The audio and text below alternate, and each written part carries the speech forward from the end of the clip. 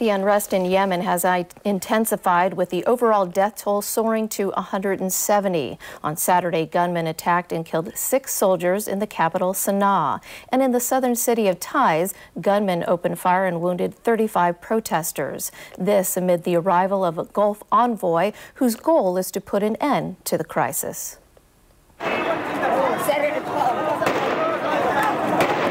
In the city of Taiz, plainclothes men believed to be security officers fired from rooftops, brazenly picking off protesters who demanded an end to the more than 3 decades rule of President Ali Abdullah Saleh.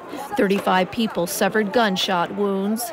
Meanwhile, gunmen in Sana'a killed 6 soldiers at a checkpoint as security forces clashed with protesters there. Medics confirmed that scores of people were injured. Earlier, 3 people were killed and 15 wounded when troops shot at protesters in Ibb, a city south of Sana'a. Inspired by movements that toppled the leaders of Egypt and Tunisia, protesters have been demonstrating across Yemen for months in an uprising against President Saleh. Acting as mediators, a plan was negotiated by neighboring Gulf states for Saleh to step down. But Saleh snubbed the regional initiative by refusing to step down in exchange for immunity from prosecution. Instead, he pressed on with even more crackdowns on protesters.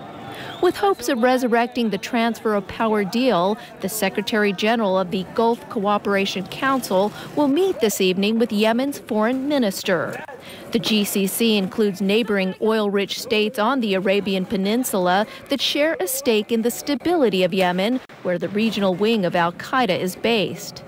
Published in a Saudi newspaper Saturday, Saleh said if he lost power, he would go out on the streets as the opposition and bring down the government again. However, he also alluded to finally giving up power by saying the deal under which he might leave office needed further negotiation.